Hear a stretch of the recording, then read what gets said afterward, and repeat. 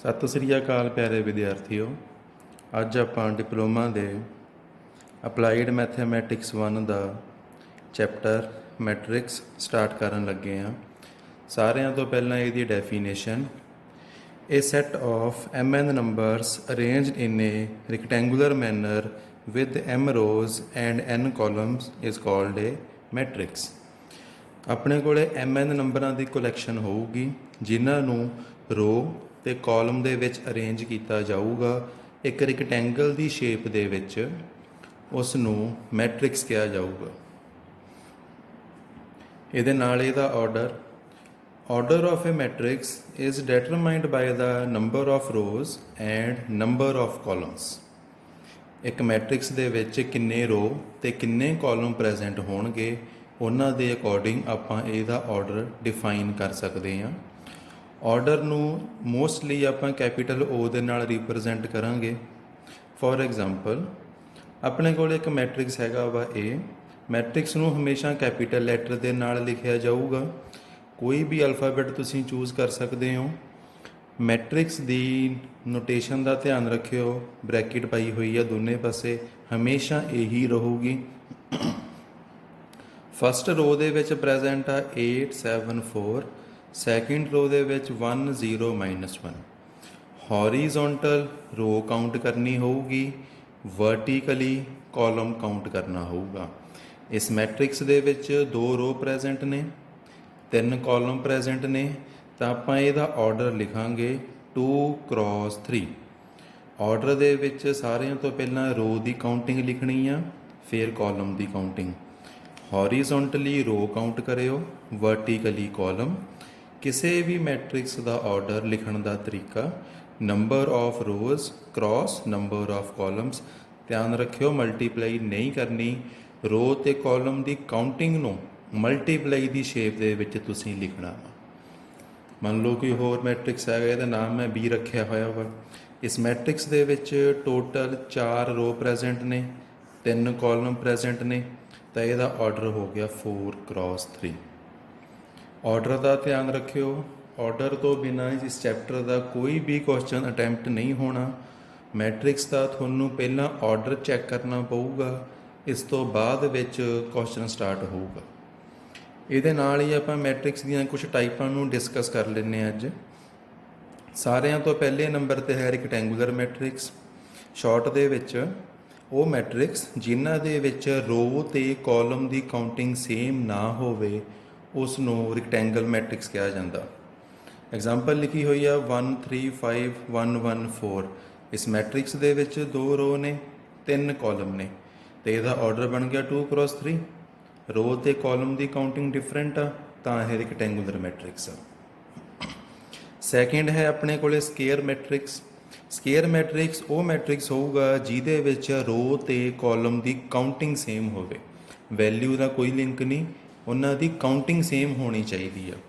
Example ਲਿਖੀ ਹੋਈ ਇੱਕ ਮੈਟ੍ਰਿਕਸ 2 x 2 ਆ, ਰੋ ਤੇ ਕਾਲਮ ਦੋਨਾਂ ਦੀ ਕਾਊਂਟਿੰਗ ਸੇਮ ਆ। ਹੋਰ ਐਗਜ਼ਾਮਪਲ ਆ 3 x 3, ਇਸੇ ਤਰੀਕੇ ਨਾਲ 4 x 4, 5 x 5 and so on. Next ਹੈ ਆਪਣੇ ਕੋਲੇ ਰੋ ਮੈਟ੍ਰਿਕਸ। ਉਹ ਮੈਟ੍ਰਿਕਸ ਜਿਹਦੇ ਵਿੱਚ ਸਿਰਫ ਇੱਕ ਹੀ ਰੋ ਪ੍ਰੈਜ਼ੈਂਟ ਹੋਵੇ ਉਹਨੂੰ ਰੋ ਮੈਟ੍ਰਿਕਸ ਕਿਹਾ ਜਾਊਗਾ। ਕਾਲਮ ਜਿੰਨੇ ਮਰਜ਼ੀ ਹੋ ਸਕਦੇ ਆ। ਇੱਕ ਮੈਟ੍ਰਿਕਸ ਰੱਖਿਆ ਵਾ, ਇਹਦਾ ਆਰਡਰ ਹੈ 1 x 4। ਰੋ ਇੱਕ ਪ੍ਰੈਜ਼ੈਂਟ ਆ, ਕਾਲਮ ਦੇਖੋਗੇ ਤਾਂ ਟੋਟਲ ਤੁਹਾਨੂੰ 4 ਦਿਖਣਗੇ। ਧਿਆਨ ਰੱਖਿਓ ਇਹਨਾਂ 'ਚ ਥੋੜ੍ਹਾ ਜਿਹਾ ਗੈਪ ਪਾਇਆ ਹੋਇਆ ਵਾ, ਇਹ ਨੰਬਰ ਇਕੱਠਾ ਨਹੀਂ ਹੈਗਾ, 4 ਅਲੱਗ-ਅਲੱਗ ਨੇ। ਇੱਕ ਰੋ ਆ, 4 ਕਾਲਮ ਨੇ, ਤਾਂ ਇਹਨੂੰ ਰੋ ਮੈਟ੍ਰਿਕਸ ਕਿਹਾ ਜਾਊਗਾ। ਇਸ ਤੋਂ ਬਾਅਦ ਆਪਣੇ ਕੋਲੇ ਆ ਗਿਆ ਜੀ ਕਾਲਮ ਮੈਟ੍ਰਿਕਸ। ਉਹ ਮੈਟ੍ਰਿਕਸ ਜਿਹਦੇ ਵਿੱਚ ਸਿਰਫ ਇੱਕ ਕਾਲਮ ਹੋਵੇ। ਤੁਹਾਡੇ ਸਾਹਮਣੇ ਐਗਜ਼ਾਮਪਲ ਪਈ ਆ, ਆਰਡਰ ਹੈਗਾ 4 x 1। 4 ਰੋ ਪ੍ਰੈਜ਼ੈਂਟ ਨੇ ਬਟ ਕਾਲਮ ਇੱਕ ਪ੍ਰੈਜ਼ੈਂਟ ਆ। ਸਾਰਾ ਕੁਝ ਨਾਮ ਤੋਂ ਹੀ ਕਲੀਅਰ ਹੋ ਰਿਹਾ। ਕਾਲਮ ਮੈਟ੍ਰਿਕਸ ਉਹ ਹੋਊਗਾ ਜਿਹਦੇ ਵਿੱਚ ਇੱਕੋ ਹੀ ਕਾਲਮ ਆ। ਰੋ ਮੈਟ੍ਰਿਕਸ ਉਹ ਹੋਊਗਾ ਜਿਹਦੇ ਵਿੱਚ ਇੱਕ ਹੀ ਰੋ ਆ।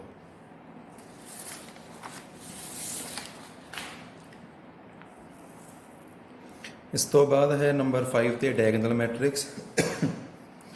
ਇੱਕ ਸਕੇਅਰ ਮੈਟ੍ਰਿਕਸ ਜਿਹਦੇ ਵਿੱਚ ਡਾਇਗਨਲ ਤੋਂ ਬਿਨਾਂ ਬਾਕੀ ਸਾਰੇ ਕਿਤੇ 0 ਹੋਵੇ। ਇੱਕ ਮੈਟ੍ਰਿਕਸ ਚੂਜ਼ ਕੀਤਾ ਵਾ ਆਰਡਰ 2 x 2 ਦਾ। रो ते कॉलम की काउंटिंग पहला सेम होनी जरूरी आ। डायगनल के उपर 1 ते 2 प्रेजेंट आ, डायगनल तो बिना सारे किते 0 आ, ये ख्याल रखियो। एक होर एग्जाम्पल आ 3x3 का मैट्रिक्स आ, डायगनल तो हैगा 5 4 7, बाकी सारे किते 0 आ। डायगनल तो 0 भी आ सकता, डायगनल तो बिना सिर्फ 0 होनिया चाहिए ने, ये ध्यान रखियो।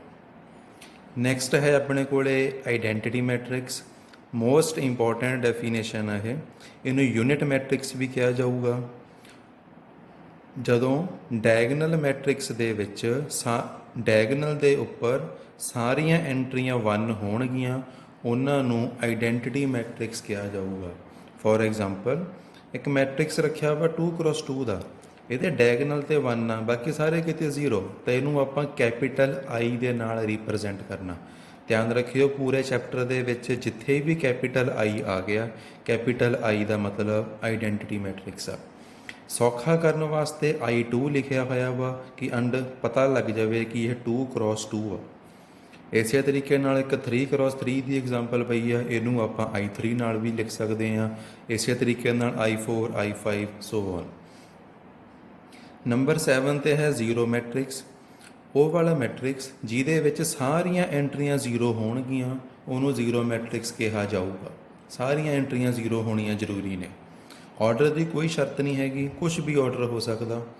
थोड़े सामने एग्जाम्पल पई है, ऑर्डर 2x3 आ, 3x3 आ, ऑर्डर कुछ भी होवे, इनू आपां ज़्यादातर कैपीटल O दे नाल रिप्रजेंट करांगे। नंबर 8 ते है अपने कोल इक्वल मैट्रिक्स।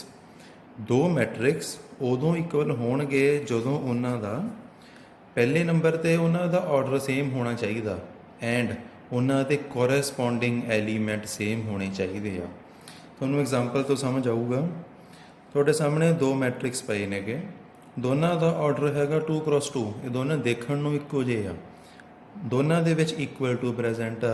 इक्वैलिटी तां सही मन्नी जाऊगी जदों कोरेस्पोंडिंग एलीमेंट सेम होणगे। कोरेस्पोंडिंग का मतलब पोजीशन वाइज 1 1 एंट्री 1 दे इक्वल होगी। एक चीज़ होर सुन लियो, ये 1 1 इत्थे क्यों लिखिया होया वा, 1 1 काउंट करना, इनू 11 काउंट नहीं करना हैगा।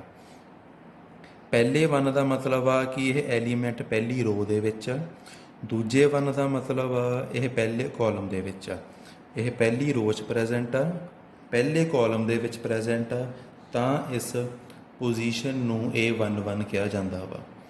A1 2 लिखिया होया वा इस तरह नाल, यह पहली रो च प्रेजेंट आ बट दूजे कॉलम च, तां A1 2 आ गया। इदां हरेक एलीमेंट की आपो अपनी पोजीशन आ, फिक्स आ है पूरे चैप्टर दे विच। आपां इक्वल की गल कर रहे हैं, दोने मैट्रिक्स इक्वल उदों मन्ने जाणगे जदों 1 1 एंट्री 1 के बराबर आ, 1 2 एंट्री 3 के बराबर होगी, 2 1 एंट्री 5 के बराबर होगी, 2 2 एंट्री 7 के बराबर होगी।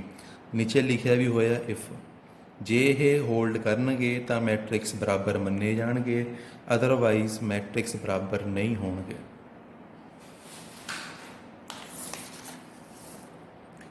इस तो बाद नैक्सट है अपने को ट्रांसपोज ऑफ ए मैट्रिक्स। आपां मैट्रिक्स का ट्रांसपोज फाइंड करना होगा। मैट्रिक्स के ट्रांसपोज नूं आपां AT नाल भी लिख सकते हैं, A डैश नाल भी लिख सकते हैं। करना की होगा, मान लो कि अपने को एक मैट्रिक्स आ, मैट्रिक्स का ऑर्डर हैगा वा 2x3, आपां उहदा A ट्रांसपोज फाइंड करना वा। ट्रांसपोज फाइंड करन लगे रो ते कॉलम नूं तुसीं इंटरचेंज कर देना। मैट्रिक्स दे विच 1 2 3 पहली रो च प्रेजेंट आ, ट्रांसपोज दे विच उहनूं चेंज करके पहले कॉलम ते ले जाओ। 5 7 8 दूजी रो च, वो दूजे कॉलम च चलिया गया।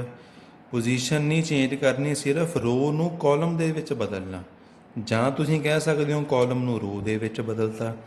अगर तो 1 5 देखते हो, 1 5 पहले कॉलम च चेंज होके पहली रो ਦੇ ਵਿੱਚ चलिया गया। ਇਹ ट्रांसपोज फाइंड करन ਦਾ मैथड आ। नैक्सट है अपने को जी सिमेट्रिक मैट्रिक्स। कोई भी थोनों मैट्रिक्स गिवन, अगर मैट्रिक्स का ट्रांसपोज मैट्रिक्स के बराबर आ जाए तो मैट्रिक्स नूं सिमेट्रिक कहा जाऊगा। फॉर एग्जाम्पल एक मैं मैट्रिक्स चूज़ किया वा, ऑर्डर हैगा वा 2x2, मैट्रिक्स दे विच पहली रो दे विच 1 5, ਦੂਸਰੀ ਰੋ ਦੇ ਵਿੱਚ 5 2 ਆਪਾਂ ਇਹਦਾ ਟਰਾਂਸਪੋਜ਼ ਫਾਈਂਡ ਕਰਦੇ ਹਾਂ 1 5 ਪਹਿਲੀ ਰੋ ਤੋਂ ਚੇਂਜ ਹੋ ਕੇ ਪਹਿਲੇ ਕਾਲਮ 'ਚ ਆ ਗਿਆ 5 2 ਦੂਜੀ ਰੋ ਤੋਂ ਚੇਂਜ ਹੋ ਕੇ ਦੂਜੇ ਕਾਲਮ 'ਚ ਆ ਗਿਆ। ਧਿਆਨ ਨਾਲ ਦੇਖੋਗੇ ਤਾਂ ਦੋਨਾਂ ਦੇ ਵਿੱਚ ਕੋਈ ਫਰਕ ਨਹੀਂ ਹੈਗਾ, ਬਟ ਆਪਾਂ ਟਰਾਂਸਪੋਜ਼ ਕੀਤਾ ਹੋਇਆ ਵਾ। ਮੈਟ੍ਰਿਕਸ ਦਾ ਟਰਾਂਸਪੋਜ਼ ਮੈਟ੍ਰਿਕਸ ਦੇ ਬਰਾਬਰ ਆ ਗਿਆ ਤਾਂ ਇਹਨੂੰ ਆਪਾਂ ਸਿਮੈਟ੍ਰਿਕ ਮੈਟ੍ਰਿਕਸ ਕਹਾਂਗੇ। ਲਾਸਟ ਡੈਫੀਨੇਸ਼ਨ ਆਪਣੇ ਕੋਲੇ ਸਕਿਊ ਸਿਮੈਟ੍ਰਿਕ ਮੈਟ੍ਰਿਕਸ। ਇਹਦੇ ਵਿੱਚ ਕੀ ਹੋਊਗਾ, ਆਪਾਂ ਮੈਟ੍ਰਿਕਸ ਦਾ ਟਰਾਂਸਪੋਜ਼ ਫਾਈਂਡ ਕਰਾਂਗੇ। ਮੈਟ੍ਰਿਕਸ ਦਾ ਟਰਾਂਸਪੋਜ਼ ਮੈਟ੍ਰਿਕਸ ਦੇ ਨੈਗੇਟਿਵ ਦੇ ਇਕੁਅਲ ਆ ਜਾਊਗਾ। ਐਗਜ਼ਾਮਪਲ ਦੇਖ ਲਓ, ਇੱਕ ਮੈਟ੍ਰਿਕਸ ਆ ਆਰਡਰ 2x2 ਦਾ, ਪਹਿਲੀ ਰੋ ਦੇ ਵਿੱਚ 0 5 ਆ, ਦੂਜੀ ਰੋ ਦੇ ਵਿੱਚ -5 0 ਆ। ਉਹਦਾ ਟਰਾਂਸਪੋਜ਼ ਫਾਈਂਡ ਕੀਤਾ ਗਿਆ। ਦੇਖੋ ਪਹਿਲੀ ਰੋ ਚੇਂਜ ਹੋ ਕੇ ਪਹਿਲੇ ਕਾਲਮ 'ਚ ਆ ਗਈ, ਦੂਜੀ ਰੋ ਚੇਂਜ ਹੋ ਕੇ ਦੂਜਾ ਕਾਲਮ ਬਣ ਗਿਆ। ਦੋਨਾਂ ਨੂੰ ਕੰਪੇਅਰ ਕਰਕੇ ਦੇਖੋ, ਦੋ ਐਲੀਮੈਂਟ ਬਰਾਬਰ ਦਿਖਣਗੇ, ਦੋ ਤੁਹਾਨੂੰ ਡਿਫਰੈਂਟ ਦਿਖਣਗੇ। ਟਰਾਂਸਪੋਜ਼ ਮੈਟ੍ਰਿਕਸ ਦੇ ਬਰਾਬਰ ਨਹੀਂ ਆਇਆ। ਆਪਾਂ ਵੀ ਇੱਦਾਂ ਕਰਦੇ ਹਾਂ, ਚਾਰਾਂ ਦੇ ਵਿੱਚੋਂ ਨੈਗੇਟਿਵ ਨੂੰ ਕਾਮਨ ਕਰ ਦਿੰਦੇ ਹਾਂ। ਚਾਰਾਂ ਦੇ ਵਿੱਚੋਂ ਨੈਗੇਟਿਵ ਨੂੰ ਕਾਮਨ ਕਰਤਾ, ਨੈਗੇਟਿਵ ਨੂੰ ਬਾਹਰ ਲਿਖਤਾ, 0 ਨੂੰ ਕੋਈ ਫਰਕ ਨਹੀਂ ਪੈਣਾ। -5 ਦਾ 5 ਬਣ ਗਿਆ, 5 ਦਾ -5 ਬਣ ਗਿਆ। ਨੈਗੇਟਿਵ ਤੋਂ ਬਾਅਦ ਜੇ ਦੇਖੋਗੇ ਤੁਹਾਨੂੰ ਮੈਟ੍ਰਿਕਸ ਬਰਾਬਰ ਦਿਖੂਗਾ ਦੁਬਾਰਾ। ਤਾਂ ਇਹ ਟਰਾਂਸਪੋਜ਼ ਕੀਤਾ, ਮੈਟ੍ਰਿਕਸ ਦੇ ਨੈਗੇਟਿਵ ਦੇ ਇਕੁਅਲ ਆ ਗਿਆ, ਤਾਂ ਇਸ ਮੈਟ੍ਰਿਕਸ ਨੂੰ ਸਕਿਊ ਸਿਮੈਟ੍ਰਿਕ ਮੈਟ੍ਰਿਕਸ ਕਿਹਾ ਜਾਂਦਾ ਵਾ। ਇਹ ਸੀਗੀਆਂ ਮੈਟ੍ਰਿਕਸ ਦੀਆਂ ਟਾਈਪ। ਨੈਕਸਟ ਕਰਦੇ ਹਾਂ ਅਗਲੀ ਵੀਡੀਓ 'ਚ।